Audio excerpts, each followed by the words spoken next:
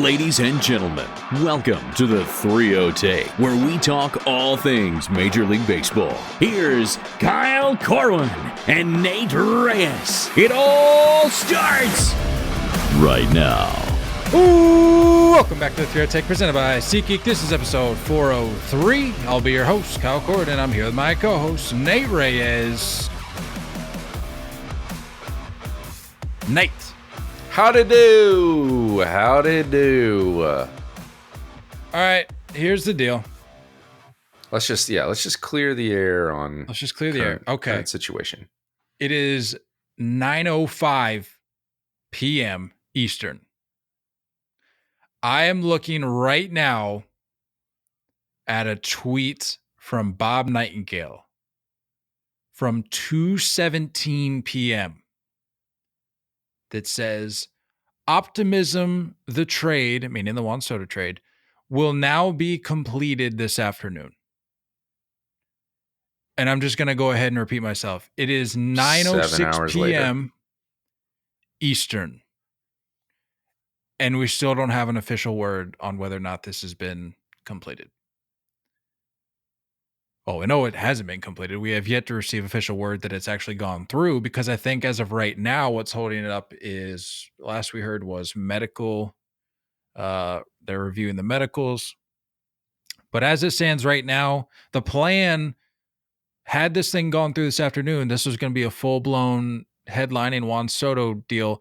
At this very moment, we can't say for certain that he is a Yankee.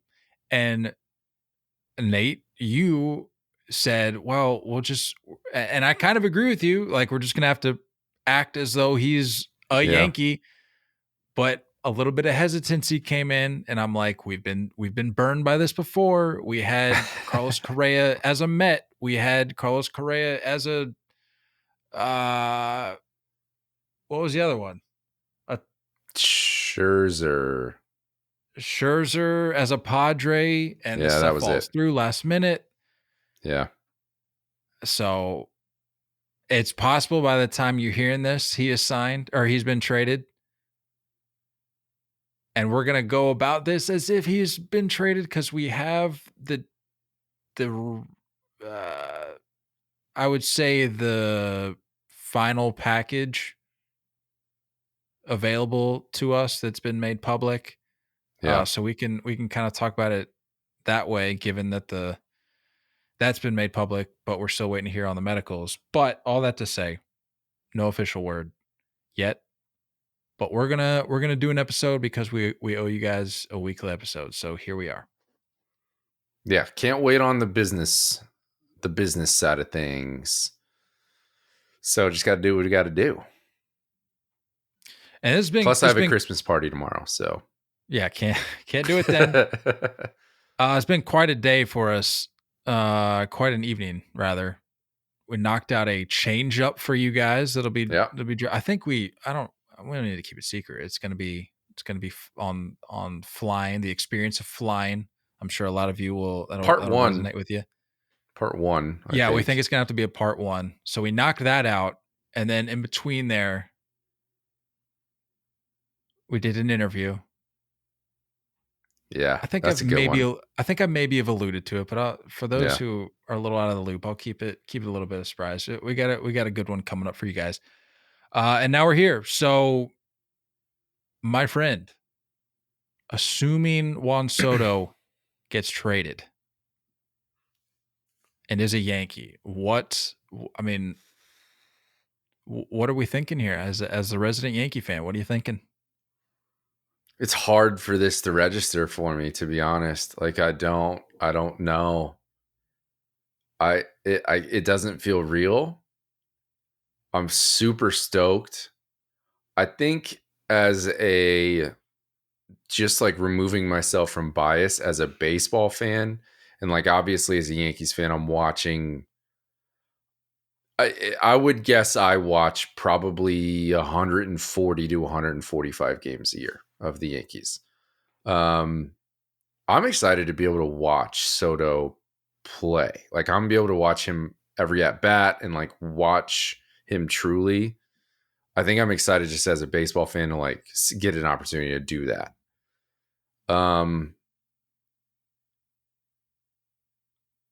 I think it's like initial reaction, it stung. Like the package is big. And for those like unfamiliar with names, like we'll dive in a sec, but they are really good names, really good arms going back. I think the Yankees did have a plethora of young pitching to be able to move, and it is refreshing to finally see Brian Cashman like get this done. You know, because it's like there's so many names have been dangled in front of us the last few years, and it's been band-aided, and then we get some weird cryptic saying that like it was never going to happen, or we tried our best, it just didn't, cards didn't go our way. Like this is a name, this is a superstar that needed to come in. The Yankees they need to go now. And as like quick in the scene as Aaron Judge has entered, you got to remember that he's already 31. Like he is already, like it is now. Time is now. Garrett Cole is in that similar time frame. I know it's like there's some youth attached, and you're waiting to see like what Volpe is and what Wells is and what Jason Dominguez is when he gets back. But like the Cole, Judge, Stanton, Rizzo, that's all right now. Things need to happen right now.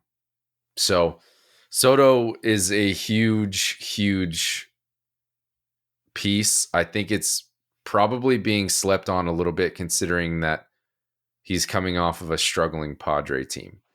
And I think that that's probably watering it down a little bit. And I think he's going to remind some people, hopefully he reminds some people this year of he is a Hall of Famer when it's going to be all said and done. So I'm excited. Yeah, the overrated conversation that seemingly just sits in a cloud over this kid's head, it just blows my mind. Like, It's weird. If you know even the slightest thing about baseball, you don't have to watch for very long to know that this kid is talented beyond your average player. Like this, like you said, if he's able to consistently do what he's done up to this point, I don't see how that doesn't result into an entry into the Hall of Fame. And he's 25. If that is he, what do we even know his 24, actual age? 25? I mean, what are we talking about here? The conversation about him just being a guy that walks all the time. Look, I'm not going to be the first guy to defend him with the advanced analytics because that's not really my game. Mm-hmm. But please pull those up if you like. There's a whole lot of red on there. Yeah. A whole lot of red. So in that sense, I think obviously the Yankees get much better in that regard. But look, I'm not. There's a lot more to do. I'm not. Well, not even just with the team, but with him. I'm not sweating this all that much because he's already made it clear that he's going to free agency. Yeah. And look, let's be honest. You've been down on this team for a number of years now. Yeah. In terms of their unwillingness to push the envelope a little bit. If they have another year like they've had for the last however many seasons, and I'm not talking about the ALCS years, I'm just talking about generally not being able to get over the hump. Right. If they have another year of that, that's going to be a hard sell to try. If there's any intention or plan to to offer this guy a contract and extension, that's going to be a hard sell. Be like, well, you're kind of familiar with our game up to this point. We didn't really do much the year we had you to change your mind. And now we're trying to offer you an extension. I don't think he's really going to go for that. Yeah. So the way I see it, this is free agency regardless. Yeah. I mean, well, he's a Boris client. Boris clients don't sign extensions. So, it's not going to happen. They're of course going to hit free agency. He's of course going to hit free agency. I think this gives the Yankees a year to sell New York, to sell the organization, to sell the clubhouse, to sell teammates, to sell, the fan base. Like, it gives them a year for someone to, buy in and say it. And he does seem like he's perfectly fine smack dab in the middle of spotlight. I don't think he's ever really like shied away from it.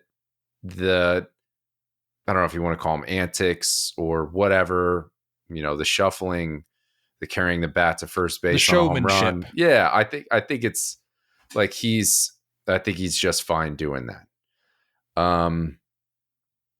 Yeah, it's just going to come down to if the Yankees are going to be. There's some money coming off the books next year, so I think it's something to where it's going to have to be a double digit offer. Like, as far as length, it's going to have to be 10 years, unless of course I can't see him doing something strange with like a 4-year deal and then go hit the market again at 30, 31. I don't know, but I think that the Yankees definitely have a little bit more work to do to kind of flip the script. There's definitely some holes to fill. They're still in on Yamamoto, but they just need to do a little bit more. I will say no matter who's on the bump, dealing with Soto and Judge back to back, and I know like he was over in San Diego, and I know like we can say that about Tatis, we can say that about Machado, but the level of you can't miss for back to back guys, we're talking 8 to 12 pitches that need to be perfect, and you're going to need to paint, and guys that will take their walks happily. It's going to be tough. It's going to be tough. I mean, just scooting everyone down a spot as well, pushing Stanton, pushing Rizzo down a spot where they probably belong at this point in their career. It's a big deal. It's a big deal. Well, I mean, that's assuming Stanton hasn't quit by opening day. Dude, seriously. Freaking GM just throwing him under the bus. Doesn't feel supported. Come on, Cash. What are we doing? No, but you bring up a good point with this again, presumed acquisition. And again, before we go any further, I feel like I need to clarify. It hasn't happened yet. It's possible it happens tonight. It's possible it happens in the morning. If it doesn't happen at all, take everything you're hearing and take it with a grain of salt. I don't know what to tell you. Like we're doing our best here, going off of what we know, and we're going off what we assume is going to happen. But all that to say, again, assuming that it does happen, I think you bring up a good point about selling the city. I think for the Yankees image, the Yankees place in the league, I think this helps turn those wheels a little bit again, those wheels that have been rather dusty, I feel like, for a while, because it's been years since they've been the feared Yankees, the Bronx Bombers that they came to be known as. And if you can get a guy like Soto, you mentioned pairing him in the lineup with Judge, maybe you go out and get Yamamoto. You still have holes up and down I won't say up and down the lineup, but throughout the lineup. Yeah. To where you're not going to be the elite of the elite across Major League Baseball, but I think it's a step in the right direction towards restoring that image that I feel like has been lost for the Yankees. So a little attitude, which is good. Yeah, they got a year to do it because I think, there's just so many factors at play here. If he gets there, doesn't like the fit, doesn't like the culture. Yeah. He doesn't play as well as he thought he would in that specific market.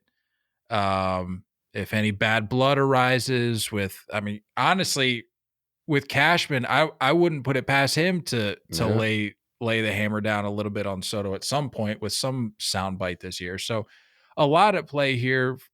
free agency looming. If you're the Yankees, you gotta capitalize on this year and do something. And that's why they can't be done. They can't be done. It's still a couple more moves.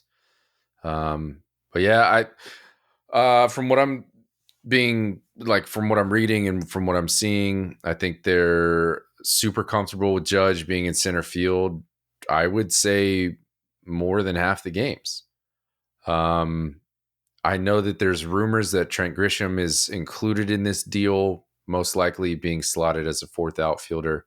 We'll get into the Verdugo trade here in a sec. But, when you're talking working left to right, you got Soto, Judge, and Verdugo.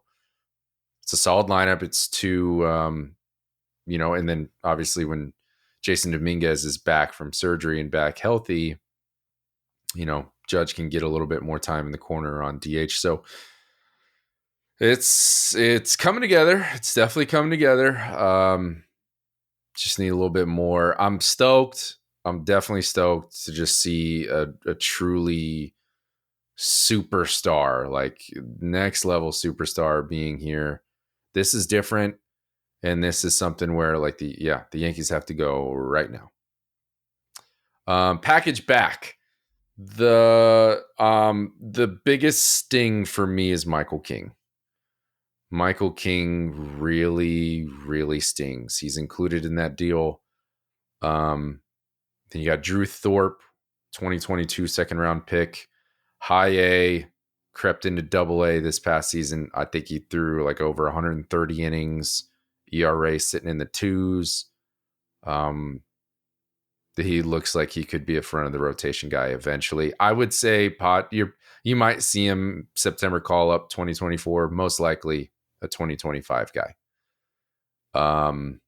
Johnny Brito, we saw him kind of slot in to some spot starts throughout the year for the Yankees. Stuff has looked pretty good. Randy Vasquez, I think, is a top 25 overall prospect. MLB prospect. He's a little slept on, I think, in the deal. Maybe it's top 25 Yankee prospect. I'm not quite sure. And then Kyle Higashioka, a little bit of catching depth for the Padres. So it's a haul. And I think if you're struggling in the pitching department, this is one move that you just quickly got restocked in. For the Padres, you definitely restocked, and the potential of what Michael King could be. I think everyone is familiar with him being a back end rotation or back end bullpen guy. He slotted in as a starter down the stretch last year, and they really stretched him out, and he looked really good. So I think the Padres have the freedom to do what they want with him. But when you're talking about four guys that have a lot of potential, even if only two of them pan out, I think they're going to be really, really good. So this stung. Don't get me wrong. And any Yankee fan that just, blows that off or shrugs that off, this stung. It had to sting, though. It had to sting. This lineup needed a power lefty. And they hadn't had a left fielder in 10 years. So it's about time. Oof. I don't want to imagine what Juan Soto in Yankee Stadium is going to be like with that porch. I know. My goodness. Yeah.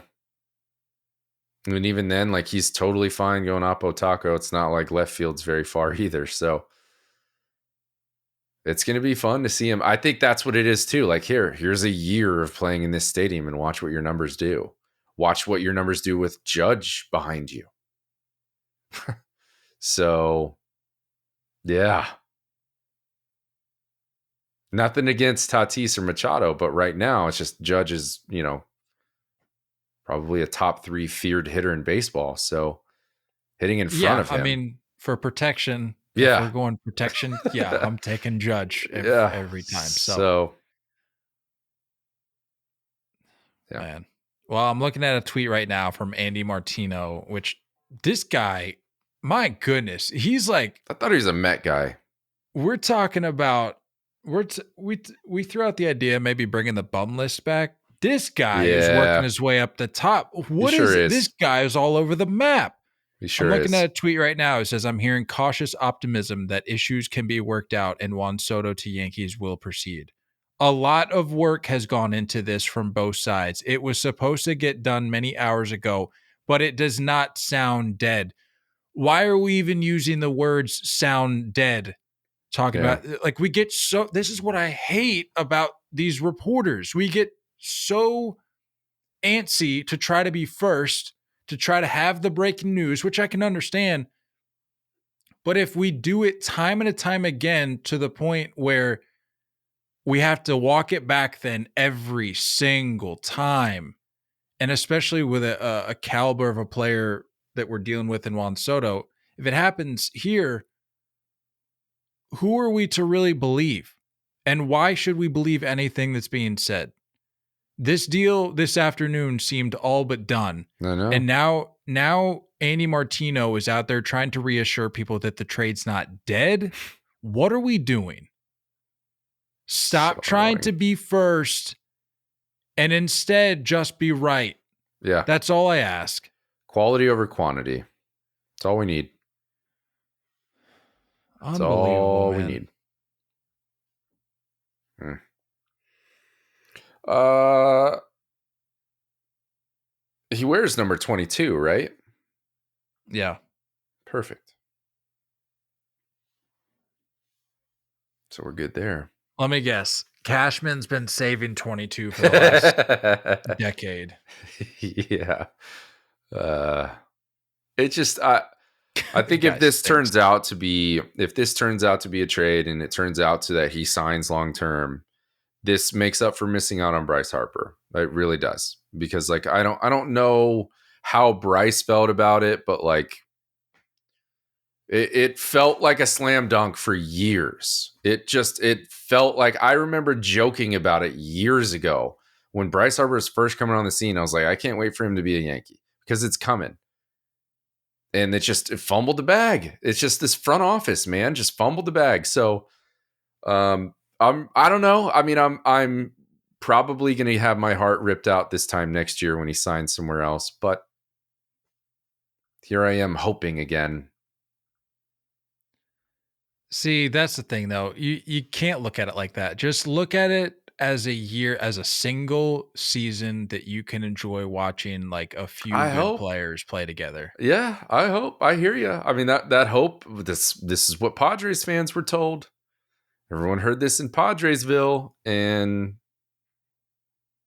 look how that worked out. I could very much see the copy paste over on the Yankees side again next year. Hope not, but it wouldn't be crazy. I don't know. We'll see. One name that we do know is that's going to New York, Alex Verdugo. And I had some people reaching out being like, "Oh man, can't wait to hear what Kyle has to say about this." Look, I'm just going to say it right here right now. And this may come as a shock to some people. Frankly, I couldn't care less about this trade. I didn't really care whether Alex Verdugo went to the Bronx, if he went to the Astros. I didn't care. It didn't matter. Alex, this is a classic case for me of thank you for your service. There were some ups, there were some downs, but like, I mean, you came over here as part of the Mookie trade, which that's essentially, if there's any question now, or if there's any question that still remained, we can safely chalk that up as an L. But yeah, like I didn't necessarily fall in love with the guy. I think he latched on to the Boston culture pretty well when he got over here. Given that he didn't stand a chance when he came over here because he was part of the Mookie trade. Like nobody was going to give him a fair shake. Right. And knowing that, the way he embraced the Boston culture and all of that came with it, I had to tip my cap in that regard. But look, I mean, everybody knows it. You weren't giving it your all at every game. And I get it. It's a long season. That's a tall ask. But like you were very clearly counting your days, I think, Yeah. when it got to be down the stretch. And, I think it was I saw an article that threw out the phrase breaking point. And I think that's a pretty accurate way to describe where we were at with Verdugo. And it's interesting to see him going to the Yankees, given that it's only the 8th trade between the two teams since the start of the divisional era, which was back in 1969. Didn't think it'd be Verdugo necessarily. I mean, you would think a stat like that would include some bigger names, Yeah. but I'm glad we're clearing up the space and maybe we can fill the void elsewhere. What's funny is that, like, I remember when I think it was for the wild card game, we were in Boston, and I told you, I was like, I can't help but kind of like Verdugo. Yeah. Like, there was something about him. I respected like the hype that he was, and I get what you're saying. I think there's a lot of what seems to be like a Gleyber Torres kind of, okay, dude, you hot dog it sometimes, and like it's super unclutch when you do that and you mess up, and it's like it's kind of a vibe killer when that happens. So I'm a little bummed that like he's adding to that. Like I just feel like there's a lot of just, I wouldn't say hot dogs, but like a lot of like flashy, I'm going to do this at 50% so it looks good kind of guys in the lineup right now. And unfortunately, he's just another one of those guys.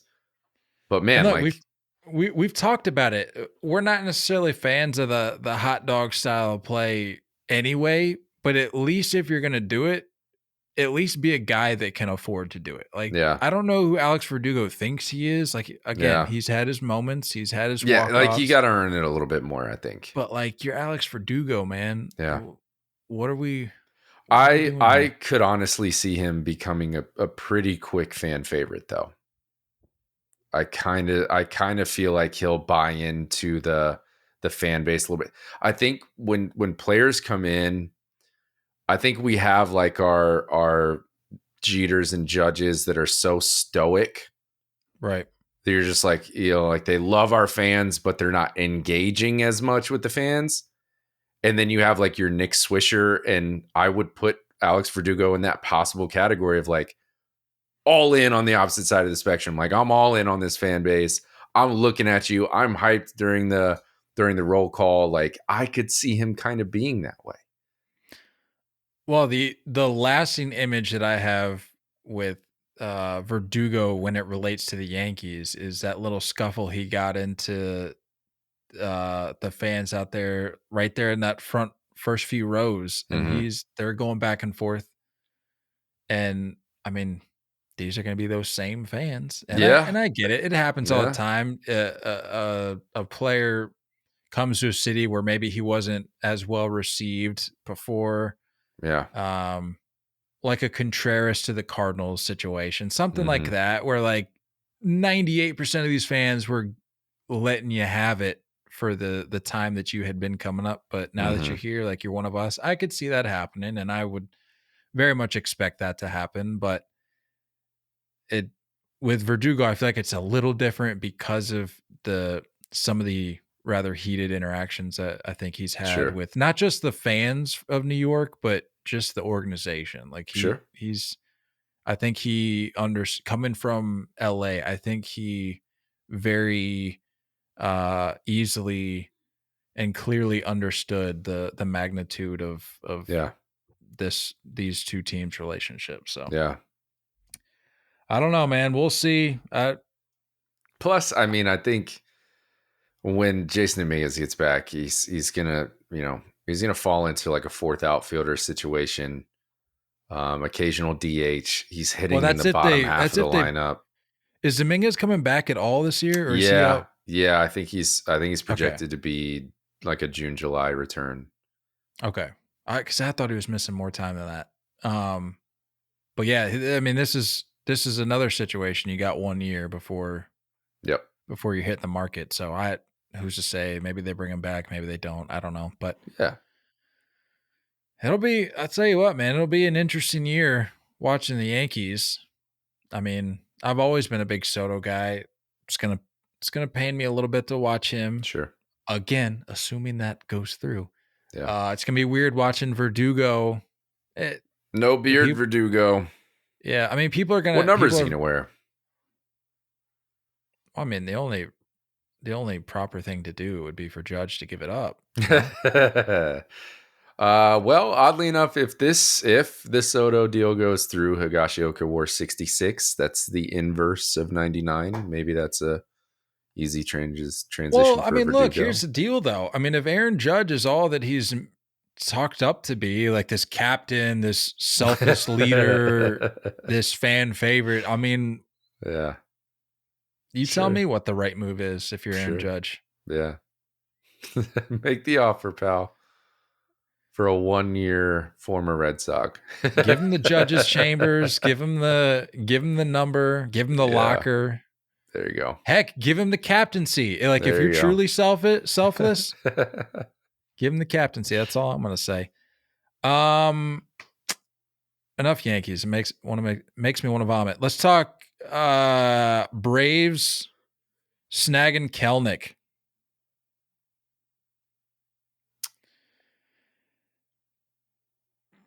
I don't know, man. I don't hate it. I don't know if it. Yeah. I mean, when I saw this go down, I said, I know exactly what's going to happen. He's going to get to Atlanta and he's going to do, if not fully, he's going to get close to what people were hoping I would assume so. I would assume so. Because that just seems to be the way things work with the Braves. They get guys dirt cheap. Not that this is like a contract necessarily, but they just know how to work the system. They know how to game the system, and they clearly had an eye for Kelenic, and they said he is going to make us better. So they must know something about the way that, or they must have a better idea of how he is going to fit in that system. Mm-hmm. That's going to make them better. And they went out and got him at the cost of taking on a good chunk of money, but they turned right around and flipped Marco Gonzalez. So, yeah. Well, not to mention he's still got 4 or 5 years left to control. So, sure, yeah. A lot of upside. Yeah, a lot of upside, a lot of potential. I think it's, one of those things where like the basement, I was texting my buddy today and he was like, would you rather have Verdugo or Kelenic? And that's just a recency, trade comparison. It's like we've seen the lows be pretty low for Kelenic. And I think there's a lot more potential there. I think there's probably a super high ceiling. Waiting to see if he cracks into that. But you're talking about entering in a lineup where like you don't really have to be the dude. You kind of just surrounded by professional hitters. And chances are when you're surrounded by professional hitters, you're probably going to pick up on some stuff. And you're probably going to learn a little bit more. So yeah, I was listening to friend of the pod, Dallas Braden's pod, and they were talking about Kelenic, and he made a great point, and he was saying that Kelenic was expected to be instant stud, like from day one. Yeah. And that if that would have panned out, Braden was saying that it wasn't necessarily going to it wasn't going to eliminate the J-Rod show, but it may have slowed it up a little bit, possibly, I don't want to use the word diluted it, but a little bit. But if he comes up and does what he was supposed or expected to do, it looks the landscape looks a little bit different in Seattle. But the fact that he doesn't have to be, like you said, does not have to be that guy in Atlanta. He can kind of settle in and let the big boys do what they do and just play his game. Yeah. That's what I'm saying about the Braves identifying him as I mean, honestly, it's a brilliant move if you really think about it. You Yeah. go, It's a buy low. look at our lineup, pair that with his ceiling Yeah. and the fact that he doesn't need to even reach that to make us better. Like Yep. if he just plays a percentage of that, we're a better team. So Yeah. I mean, it's a great move. Yeah. And he's never going to go above a 7, 8, 9 spot in the lineup. Doesn't need to. Yeah. Yeah, as I mentioned, the Braves got Jarred Kelenic, Marco Gonzalez, and Evan White. Mariners basically just trying to offload some money, and you would have to assume that this would be in preparation because I don't even know if we mention Eugenio Suarez No, we didn't being talk about shipped him. out. Yeah, so all of these moves that they've been making, trying to offload some money, you would have to think Yeah. that they're preparing to do something this offseason, something big that would Yeah. require a little bit of breathing room financially. Why am I spacing on where Suarez went? He went to Milwaukee? was it Milwaukee? Gosh, it's been what, like a week now? Has it been a week? The D-backs, that's what it was. D-backs. Yeah. That's right. I like that, actually. I like that fit.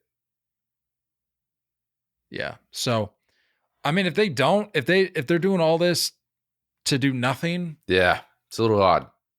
Very strange. I would agree. Where did Marco get dealt to? Like you said, the Braves flipped him. Pittsburgh. Where did he go? Place where careers go to, I won't say die, but where you go to be forgotten about. Tough. I mean, dude's an innings eater. Regardless where he ends up, he's gonna he's gonna give you innings. But yeah, I mean, if you're the Mariners, you gotta show me something. Like you got to give me more than offloading money. You're gonna need to fill that void with something. I mean, it's not a super star-studded market, but like you got to go out and give me something. How about the Lee, the KBO kid who just got posted? Oh, as a fit for Seattle? As a fit. Second baseman, right? Am I crazy? Outfielder. Really? Could have swore he was a second baseman. I don't know what's wrong with me. Well, there you go. That could be a fit. Jung-Hoo Lee. A little something there. I don't know. I mean, I agree though. The Mariners are like, you're not far from getting over the hump. Like let's double down. Let's reassess. You got offloaded some pieces. Let's reassess. Get back on it. Don't need to blow it up. Do you mind the Kelenic post without thanking the Mariners at all? I actually don't, and maybe it just caught me on in a petty mood when I saw that come out. But I'm like, chances are that there was some bad blood there with the handling of his young career, and he's probably a little. I mean, I'm sure if he was older and he was looking back, he may think differently about it. But I can't fault the kid for being a little bit short-sighted in that sense. If it was intentional to be like, like I'm looking ahead. I'm looking forward now. I don't have time for fake appreciation for a team that didn't exactly handle my career trajectory as well as they should have. So like I can't fault them. Fair enough. That's just me. I agree. He'll learn though. Like I said, if he was a little older down the road, he may think differently about it. But all that to say, Craig Kimbrel signed a 1-year deal worth 13 mil with the O's today, option for 2025. Pretty genius by the O's in my mind. Bautista's out for next year, right? So yeah, do what you will. Keep Cano in the 8 spot. Close games with Kimbrel. Rotate him.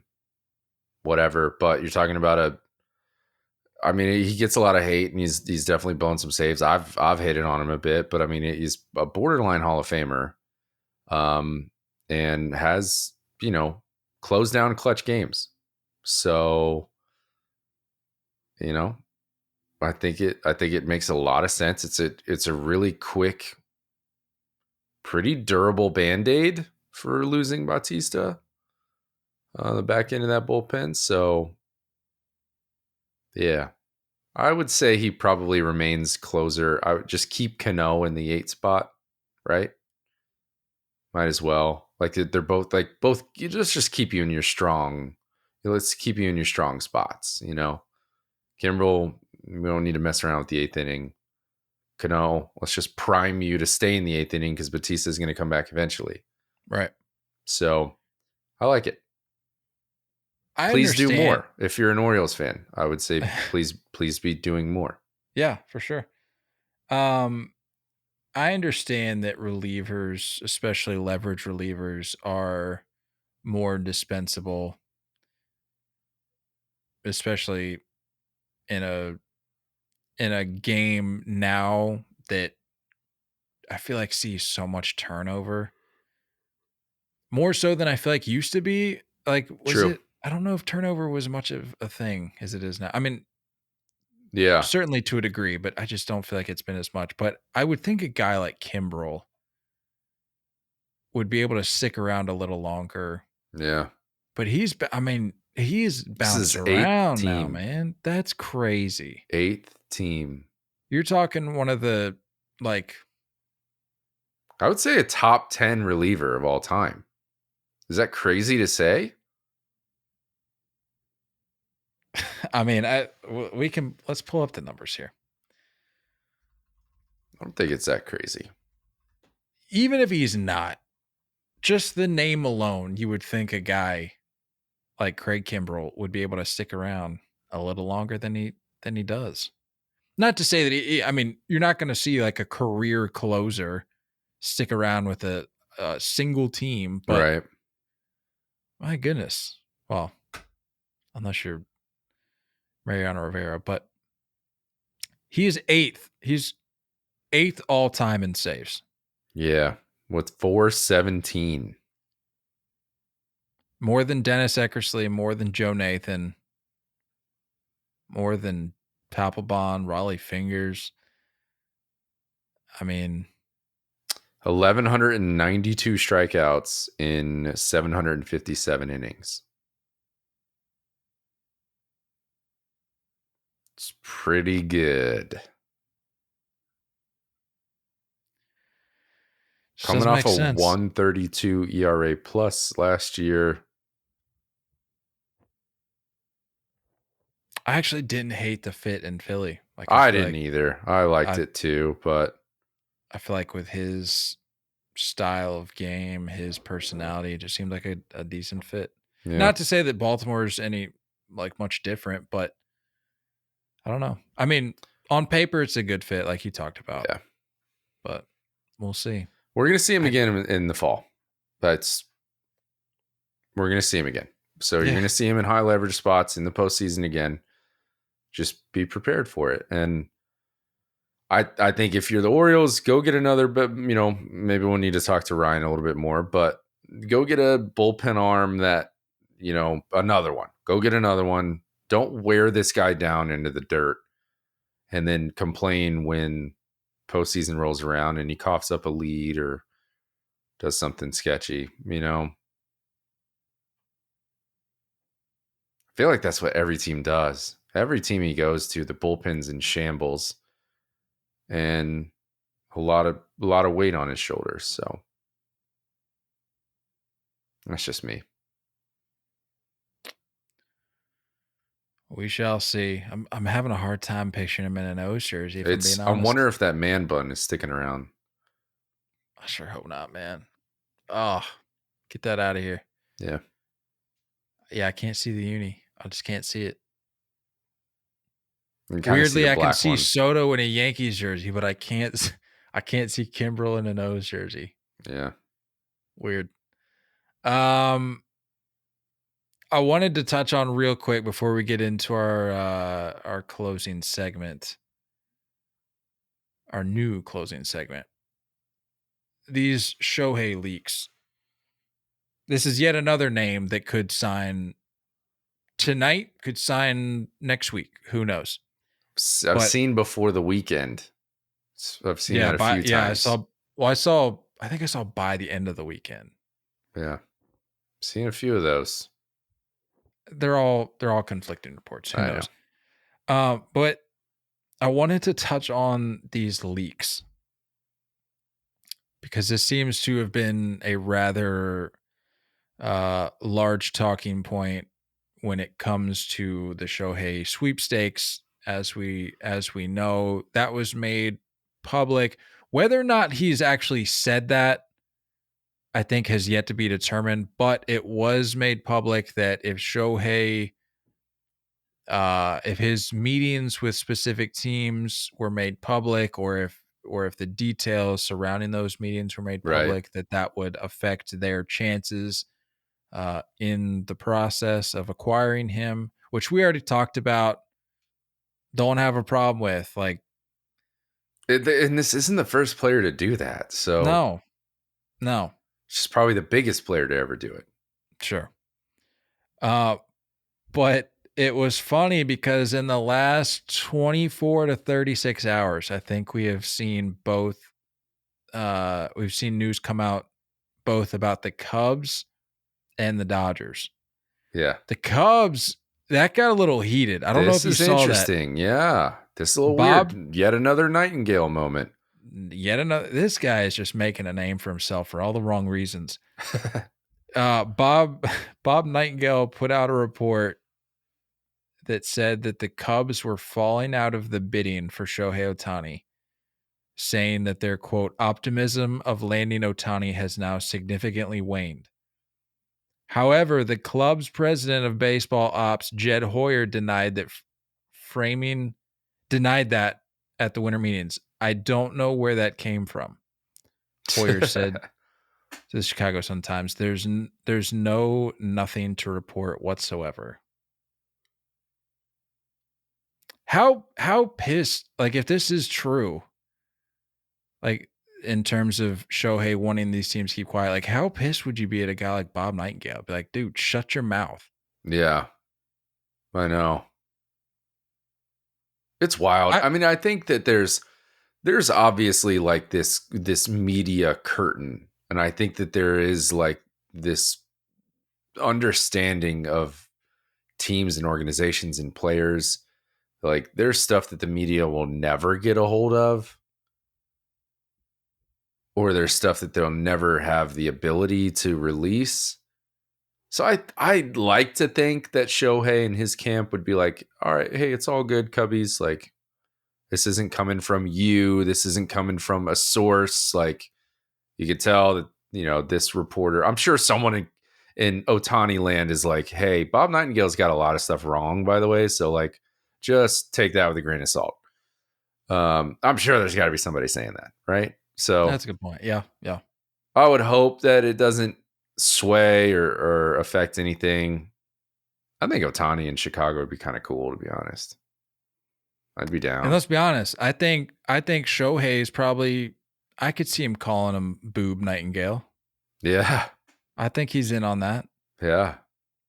I think Shohei, he may be really good at baseball and he may make a lot of money, but I think at the end of the day, Shohei's one of us. I think so. I think I'd he'd like be to think calling that. him Boob Nightingale in a group text. Just clean it up. What are we doing? On the flip side, so though, bad at your job. You mentioned Shohei's camp, hopefully, possibly telling Shohei like, "Hey, this didn't come from the team. On the flip side, you've got Dave Roberts talking to the media directly for a good 20 minutes, saying, "Yeah, we met with Shohei, this and that." I saw a couple people sent me this this graphic. It said a tale in three parts. ESPN's Jeff Passan reported earlier this week that if a meeting between Ohtani and any team becomes public, the two-way superstar will hold it against the interested club. The next post down. Dave Roberts said he and the Dodgers met with Shohei Ohtani at Dodger Stadium a couple days ago. I think it went well, he said. Next post down. Roberts spoke freely and relaxed for 20 minutes, but his face became serious as he spent several moments reading a text message on his phone after his session. He immediately huddled with the Dodgers public relations officials. Whoa. So either I didn't know Dave, yeah, I didn't know that last part. Either Dave Roberts was living with his head under the sand or is calling Shohei's bluff. I don't know what's going on here, but that regardless how you feel about it, if Dave Roberts thinks, who does this guy think he is? Like, no, we're going to talk about it. I'm going to let the media know that we met. Yeah. Even if that's how he feels about it, I'm sure the rest of the people in your organization and that front office don't really appreciate it, even if there is any truth. Right. To show, like I said, whether or not Shohei actually said that, if there is a shred of truth to that, maybe don't spend 20 minutes talking about it with the media. I don't know. That's just me. Ugh. Such a Dave Roberts thing to do, too. I don't know. I mean, I think there's a lot of people that understand that the Dodgers are favorites. I think to just sit there and play dumb and say that there hasn't been any discussion or, you don't want to comment on it. I don't know. I can see where it would be difficult and why it would be difficult. Sure. But at the same time, it's like, yeah, like if this is true, and I can't see why it wouldn't be true, like we talked about it before. I'm a fan of it. I think like Shohei asking for discretion and for professionalism to just, keep it under wraps somewhat and like keep it between us. Absolutely not the first player to request that from a team. So let's not overreact there. I'm curious to see there are some teams that are dropping out. I think that there are teams dropping out. I think it's silly to say that there aren't. But like if LA is going to be, man, talk about maximizing your brand. And I know you were in LA, but you weren't really in LA. You know what I mean? So being in Dodgerland is a whole different ballgame. So if there was, say, like the Dodgers were this is the only thing we ever heard. This is the only leak that we ever got that was legitimate. And it's Dave Roberts putting his foot in his mouth. And he still signs there. And no other team let any leaks out. That can't just be the only variable that we're paying attention to. It's the only thing that we're getting out of this. It's the only thing we're reading about this. It's the only thing reporters can go off of. So, yeah. I'm all done. I'm ready for dominoes to fall. This stuff is getting old, man. I feel like it gets worse every year. I cannot express how done I am with these reporters. Yeah. It's just it's so transparently obvious that they're bored, that they have nothing to do. And then you got a guy, didn't you failed to mention this? You got a guy like Buster Olney. I don't know if you saw his piece that he put out. I need to find this. He may have already deleted it if I'm being honest with you. Oh, I know what you're talking about. The one that was in the group text the other day. Yesterday. Yeah, he said he tweeted an article that I'm assuming he wrote. Let me pull it up here. ESPN piece. Yeah, he wrote it. And he linked to it on Twitter, X, whatever. And the headline was Shohei Ohtani's top secret free agency is silly and a missed opportunity for him in the sport. Cry more, Buster. Like, you and these writers are just so butthurt that you have nothing to talk about, and it's just eating you guys alive. Like, just be like the rest. Like, I know this is how you make a living, but maybe let's try to reinvent or discover a new route to take when the off season hits, because it's the same song and dance every year.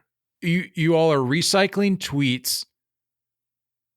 You're making up things that end up contradicting one another. And I'm not just saying Buster, I'm talking about all of them. Honestly, outside of like passing at this point. Mm-hmm. It's the same thing every year. And I saw somebody put out a post where it's like every baseball writer to ever exist just tweeting out deal is close just to get clicks and it was talking about the Soto deal. It's like, that's all they do. Yeah. It's like, okay, thanks for telling us that we're close. Thanks for telling us that that this team is finalizing eyeing somebody, that it's being finalized, that they're working on like, we know this already. Yeah. Tell us something different, because I'm tired of this game that we play every year. It's so I can only imagine it has to turn people off to the sport. Like, it's such a pivotal time where I know it's the off season, but like, you can really use this to generate some different buzz. But if the only buzz that you're generating is stale, recycled reports that contradict one another, you're not really helping your case out. 100%. I don't know. I'm just done with it. Any other thoughts on free agency stuff before we? Like I said, just ready for dominoes to start falling. I think once Shohei, Yamamoto fall, other teams can start to figure, like the teams that didn't get those guys can start to figure out like where to pivot. And I think you'll see a lot of plan Bs and a lot of plan Cs fall into place. And this is what winter meetings are for. So I'm hoping we get more in the next few days to obviously outdate this episode quickly. That's the nature of the beast this time of year. It's all right. Yep. Are we gonna do an emergency pod if Shohei signs? We might have to. I mean, it's Shohei. We might need to. Shohei. We could probably wait on Yamamoto. Probably wait on Yamamoto. As excited as I would be to Shohei is going to be Shohei is going to be probably the biggest free agent we've ever seen. Yeah. Would venture to say. So maybe an emergency pod for that.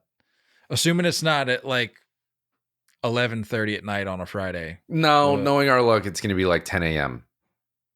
Then we're just in the middle of a work day. Yep. Yeah. That's most likely scenario. I kind of alluded to it, and I alluded to it last episode, I believe. Something I think we want to do this off season is use a few minutes at the end of these episodes to do a little deep dive into some unbreakable records. And the one we've got for you today is Pete Rose hit total. Yeah. Safe to say, with the style of baseball that we have, unless something drastic changes and we see a complete shift in the way the game is played for years to come, venture to say that our guy Pete is safe. 4,256 career hits, the most all time. Yeah. Like you said, style of play, rule changes. I mean, it's just longevity. Longevity is a huge one. Not just longevity, but like also durability, like just in a single season. You know what I mean?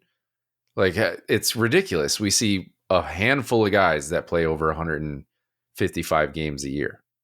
Literally a handful. We could probably count on both our hands. May have to use a few toes, but that's just not what it was back then. Like, every guy played every day back then. So it's just a different ball game, different style. I do think, I would argue to say that pitching has probably gotten better since then. You're seeing you're seeing more consistent velocity with more movement than you saw back then. You're seeing the whole bullpen effect. Pete Rose probably got to see a guy 3 or 4 times every day. Nowadays, you're only seeing that guy twice, and then you're seeing 2 or 3 more guys individually after that. So it's just the game has changed so much. Ain't gonna happen. I would say, we'll get into other milestones for sure. I wouldn't say it's impossible, but I just don't see it. I don't know, dude. 3,000 these days It's is huge. a huge milestone. 4,256. My goodness. Part of the reason when we were talking about a segment is part of the reason I wanted to do something like this is because I wanted to not only maybe help some listeners figure out some or discover some new things, but also for ourselves, maybe learn a new thing or two. Right off the top, I don't think this is something that I was aware of. Maybe you were, but maybe I had heard it in passing or read it somewhere. But did you know that Ty Cobb, who's at number 2, by the way, that's the record he broke. Yeah. Do you know the whole thing about his hit total? No, what about it? How they didn't know what day Pete Rose actually broke the record because they didn't know how many hits Ty Cobb actually had. I think I remember hearing that back in the day. It was crazy. Like I was reading this, I was not, like I said, I may have heard it in passing, but I was not, when I read it, I was like, this is news to me. Yeah. But I pulled a little blurb here. It said, because record keeping in baseball in the early part of the 20th century wasn't up to today's standards, the American League erroneously double counted a 2-hit game by Cobb in 1910. So in actuality, Cobb finished with 4,189 hits, not the familiar number of 4,191. So apparently he actually broke the record a few nights before in Chicago. Yeah. Is what I was reading. Wow. But then the one that'd be tough. Imagine having that baseball. I don't know if the Hall of Fame has it or not, if it's like a memorabilia keepsake or something, but pretty wild. You got the wrong one.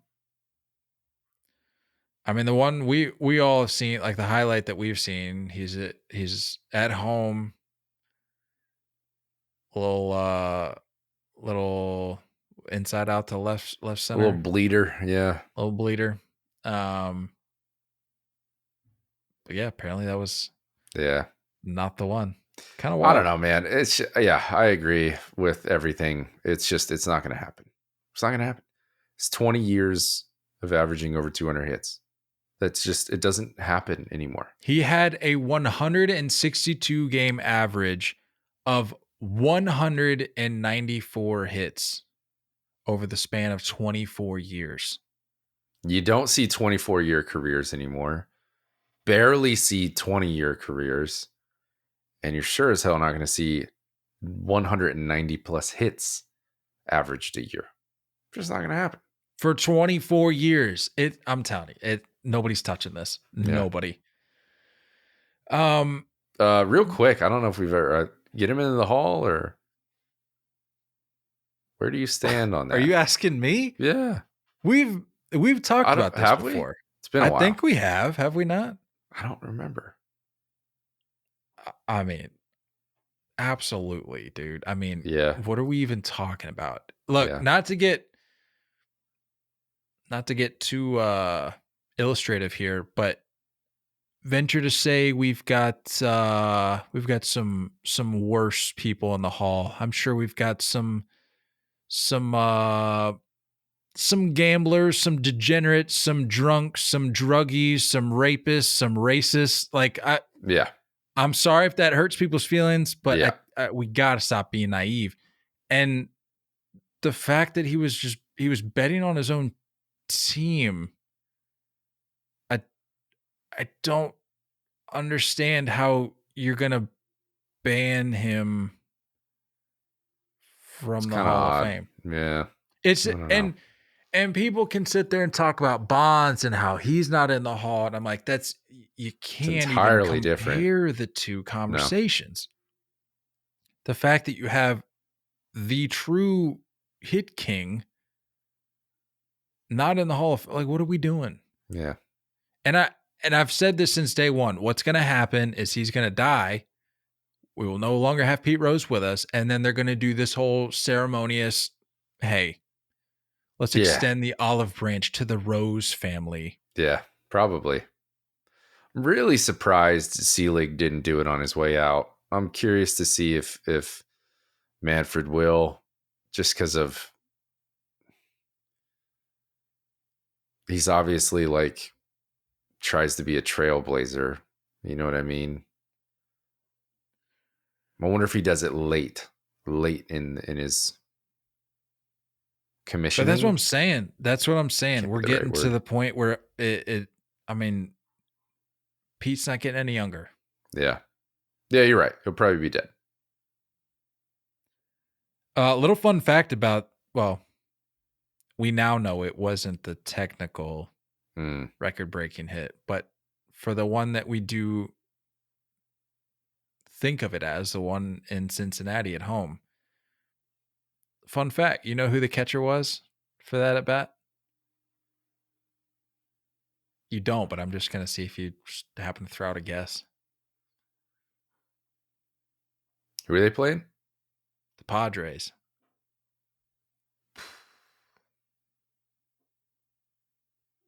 Mike Scioscia. Bruce Bochy. Oh, Little fun fact. nice. He also got run over by Pete Rose in one of those infamous collisions at home plate. Nice. I don't know if a lot of people know that. I didn't even know Bruce Bochy was a catcher. Well, it Makes sense. a lot of sense. Been saying it. Makes a lot of sense. Been saying it.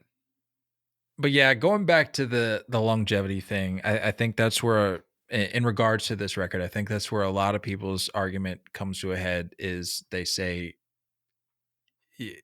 he's, and to be fair, he was overrated in certain aspects. Like, I'm not going to sit here and say he's the best hitter of all time, because he's not. Yeah. Sure, there's something to be said about, like you said, having the durability to to play that long and to hit that well, but that doesn't.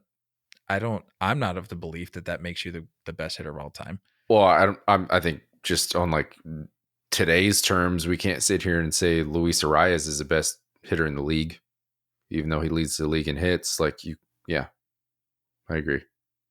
There's a lot more variables that come into play on something like that.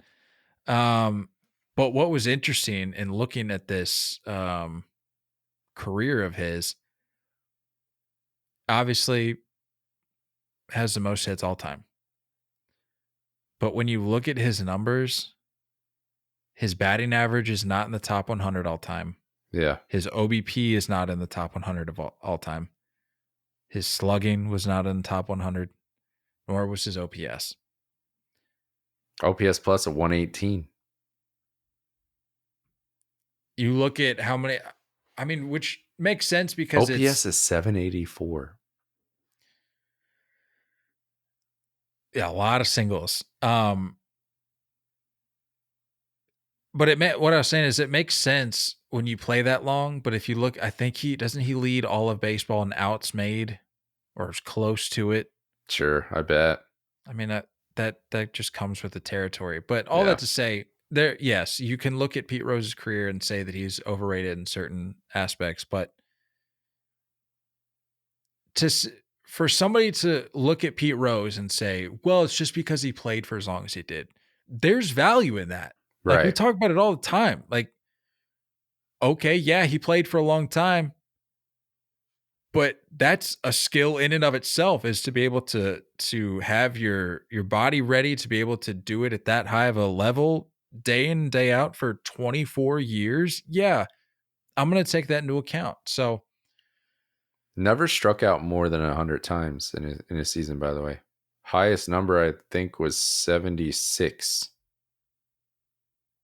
I mean, if you're averaging what did I say? 194 hits for 24 Yeah. years, not a lot of room for strikeouts. That's crazy. 10 years of over 200 hits. Highest being 230 hits in a season. Whoa. Wow. Crazy. All right. That Good was stuff. Look at us. That's good. That was fun. Cracking into a new segment. We'll get better at this. Learning. And we're going to get into some other stuff. Yeah, we'll be learning along the way. It'll just give us something to chat about if things are slow, but yeah, we'll have some more. We're working on a list. We're workshopping a list of some records that we want to get into. Some of the more obvious ones, but there's some that I don't think a lot of people think about that we'd like to True. tap into a little bit. So more to come. Closing the book here, real quick. Yadi Molina named special assistant to the president of baseball ops for the St. Louis Cardinals. How do we feel about that? Should be a manager, though. Yeah, I don't Sorry, want him in Ollie. the front office. Ollie's got to go. Even if he's not a manager, I just need him in the dugout. He's not a front office guy. But we just talked about this before hopping on, that we like the idea of players getting into the front office. Yeah. Could affect some good change. But what I will say is that if he's in the dugout right now, Wilson Contreras will never be accepted ever. So maybe give that a little time.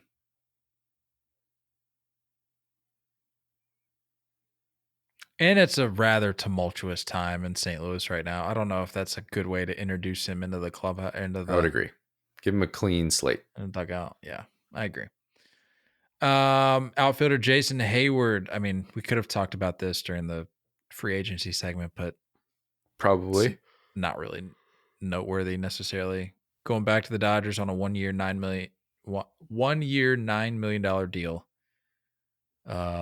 Bounced back last year, hit 269, 15 bombs.